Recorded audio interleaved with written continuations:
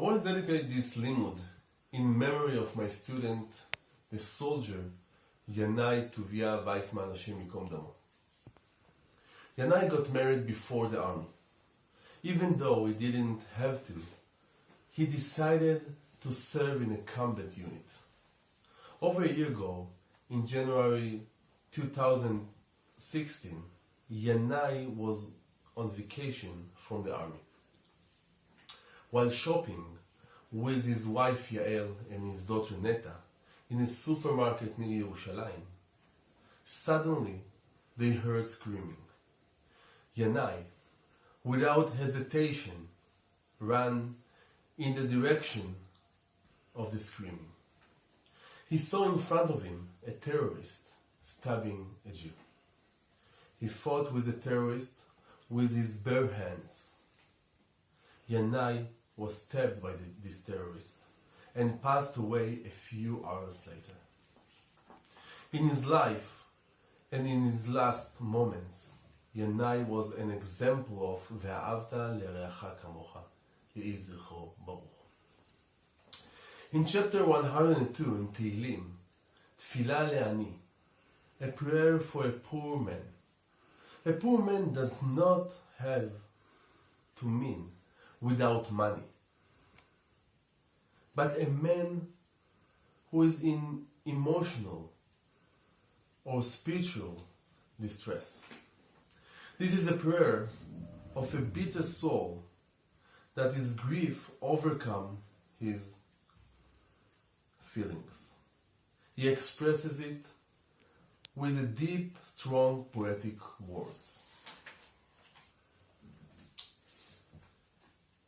The reason for his sorrows is not writing, but one can understand that the poor man is from the mourners of Yerushalayim, and his sorrows is because he is destruction of Zion. I want to talk about the first three psukim in the chapter.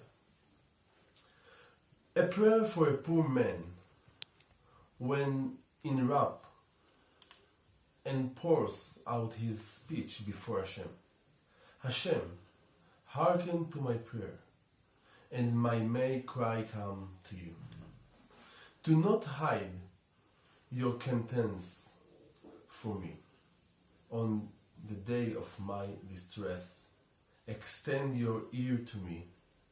On day I call, answer quickly. In Tehillim, we have three kinds of prayers.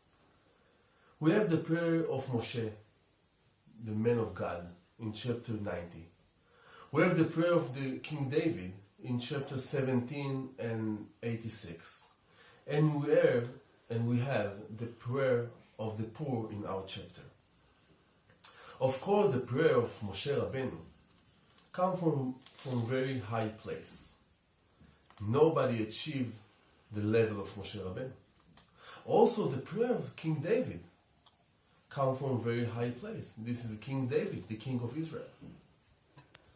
So what is the prayer of the poor man, a simple man, doing in the same category? The Zohar discusses these three prayers, and he has a very surprising idea. According to the Zohar, the prayer of the poor comes before the prayer of King David, and even before the prayer of Moshe Rabbeinu, and before all the prayers of the world. How come? Because the poor has a broken heart. And it says in Tehillim, chapter 34, that Hashem close to people who are hardworking.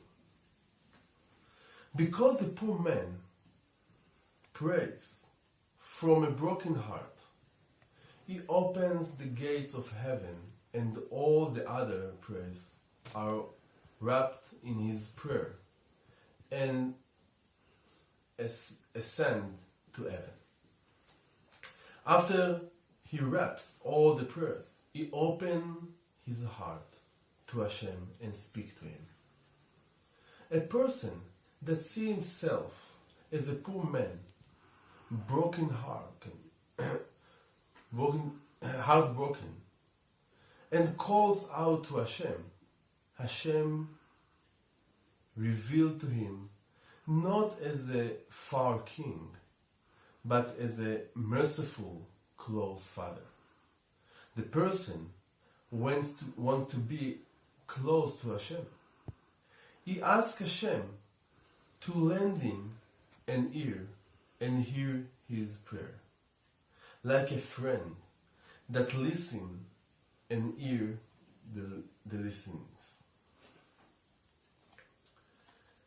The poor man's real desire is written in Pasuk 14. You will rise, you will have mercy on Zion, for there is a time to favor it, for an appointed season has arrived.